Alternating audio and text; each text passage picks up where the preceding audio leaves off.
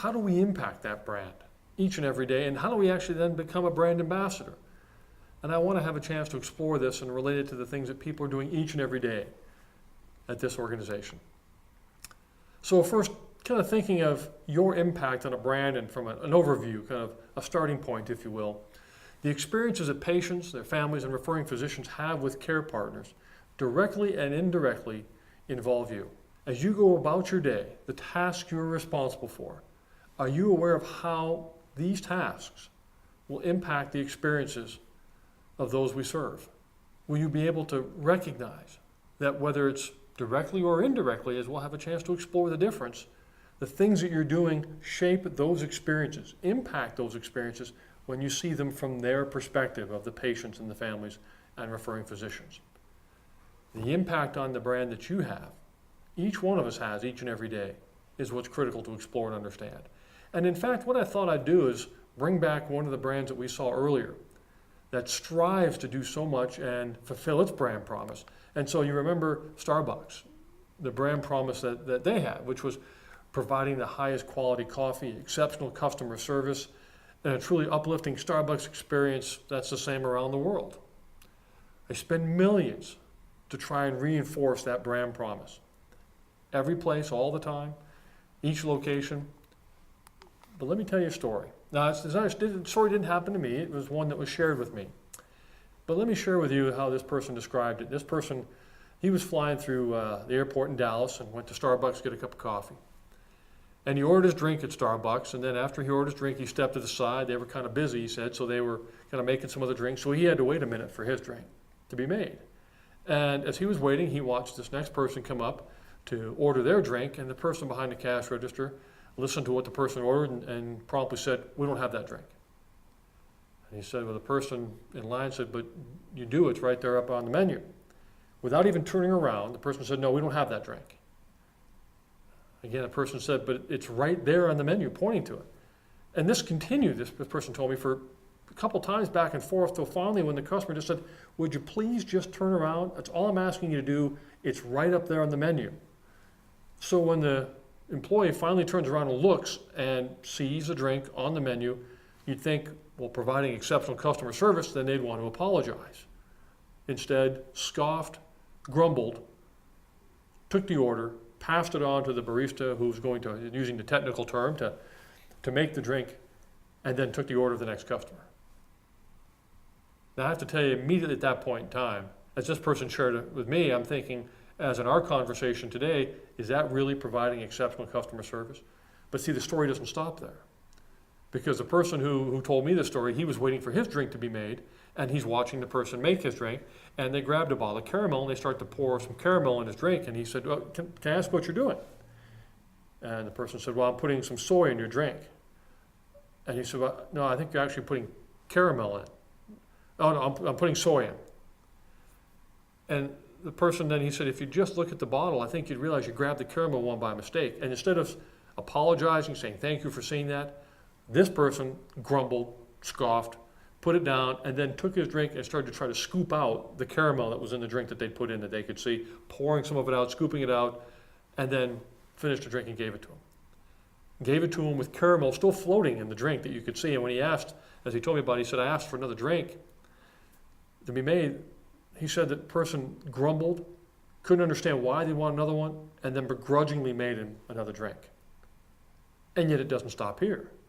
Because now as he walks away with a begrudgingly made new drink, he sees the same person then put a cup of coffee up for the next person for their drink, didn't put the lid on tight, didn't take that split second of time to do that. That person grabs a cup of coffee and it spills. A brand promise which includes exceptional customer service, a truly uplifting Starbucks experience.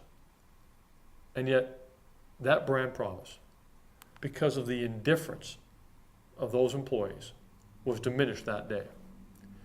Someone's perception, someone's belief of your brand promise can come down to that single employee, that single moment, from their perspective. Did you deliver the brand promise, or did you fail to, and therefore diminish the brand? Here at CarePartners, we have over 1,100 employees, 450 volunteers, each having the same opportunity to deliver, enhance the brand promise or to diminish it. Each and every interaction that they have, when you see those experiences from the perspective of the patients and the families and referring physicians. Directly, when you think about for those who have direct contact, you're thinking, where do you interact with patients, families, referring physicians? And as you think about where those points of interaction are, what are the different ways in which your responsibilities can impact the experiences of patients, families, referring physicians that they have with CarePartners? From their experience, their entire experience, do you have a point at which your responsibilities can directly impact from their perspective how they see that experience with CarePartners? If you think about where those touch points might be, the places you interact, it may not always be face-to-face. For example, some folks, they may actually be on the phone, perhaps on site as they experience the grounds, the facilities. Maybe it's through the referrals from physicians, the patients, their families, other people who make referrals as a community member. And we're going to talk about some of those experiences in particular here in a few minutes. And there may be others.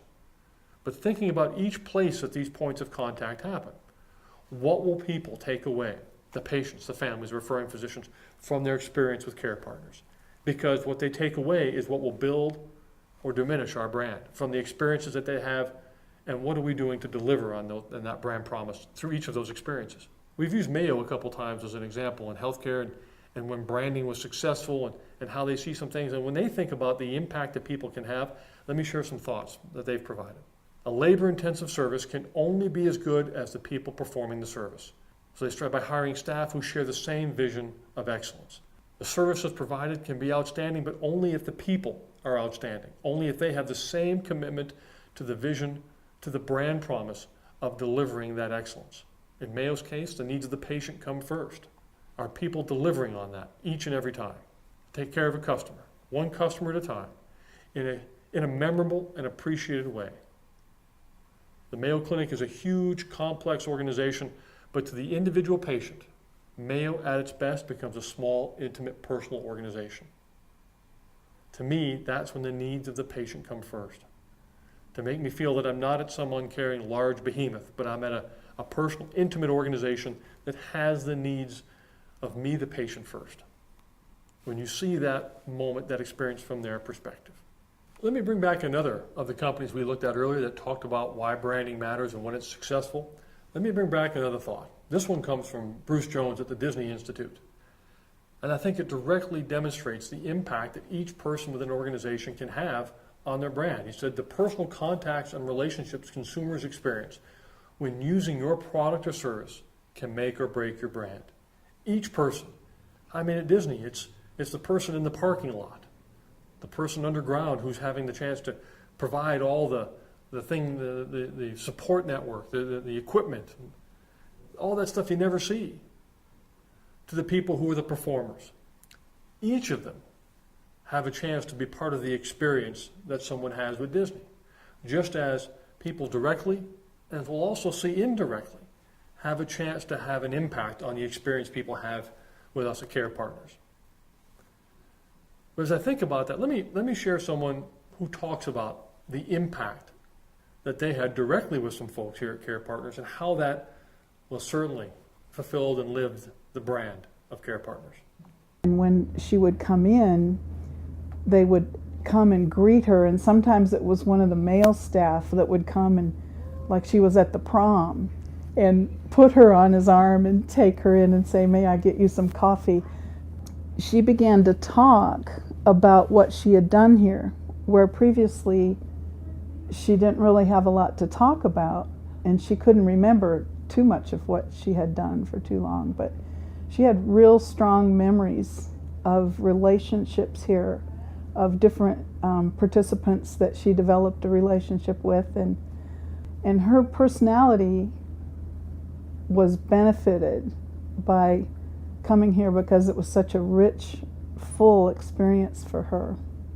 Now we can see where directly that impact can enhance and fulfill our brand promise to people here at CarePartners, but let's talk about indirectly, because perhaps you're thinking, I may not have direct contact with people, patients, families, referring physicians, but I want you to think perhaps looking at your coworkers and your colleagues. Some of them may have that direct contact. But if you think about your coworkers and your colleagues, the team here at CarePartners, can you see how your interaction with them may directly and or indirectly impact the experiences of patients, their families, and referring physicians? The support that you provide somebody, does that help them provide a better experience? Does it allow them to help fulfill their roles in fulfilling the brand promise? As we think about those things, does your view or your impression of your coworkers or colleagues impact the experience of patients and families, referring physicians, that they may have with CarePartners? Because we have to be careful that even those indirect moments can create experiences that people will have as they reflect upon their interaction and their experiences with CarePartners. So if you think maybe of all of this coming together, I guess I'd like to think of it this way. How can we together, looking at your coworkers, your colleagues, team members, strive to create consistent and meaningful interaction for patients, families, and referring physicians with CarePartners? Both direct and indirect ways, working together, supporting one another. Now that's here, but what happens when you step away from here? And we've talked about becoming a brand ambassador. And I want to talk about what that means when you think about becoming a brand ambassador. Because that's really kind of thinking about how this happens perhaps away from work. Are there chances to connect people to the brand when you're away from the job? When they ask questions? What about social events? Community events? Conversations with friends? Are you listening for the opportunities to make those connections? What we often call cues and clues in those conversations. People asking about what it is that's being done there, what it is that you do, how that impacts what the services and the opportunities, the experiences people have as they talk about the experiences and challenges they're facing in their lives, people that they know. Is there a chance to connect them to the opportunities and the services of CarePartners? Connect them to the brand that is CarePartners. And are you ready to have those conversations? Are you ready to respond to those questions in an appropriate way? And really, when you think about what it is you're trying to share with people and communicate with people, I want to talk about that a little bit further. Because there's something else you may face as well, and that is negative comments. What happens when people are saying things that aren't so positive? Well, I heard this group does this better. I heard somebody had a bad experience. Negative comments are going to happen. What matters most is how you respond. Now, certainly leadership and management can share about the appropriate ways to be able to do that, but I often think one of the things we have to look at is, what do you believe is behind these negative comments? What are they based on? Sometimes it's people who just don't know all the things that CarePartners does, that we can provide people, and why we believe in our brand and what it represents. When they hear those things, and that's shared with them many times, you can overcome some of those negative comments. How can you be ready to respond in a way that's appropriate and comfortable for you? That's what we want to have a chance to talk about, because being able to respond is what's going to allow you to become that brand ambassador. If you think about your impact on the brand, becoming a brand ambassador, it's not memorizing a script. It's not memorizing a key phrase. It's really about a story, your story, and the CarePartner story. And so think of it as purposeful storytelling. I want to share a story with you that you may find it helpful, may find meaningful based upon what you're facing, the person you're talking to. But the purpose of that story is to help connect them to the brand of CarePartners.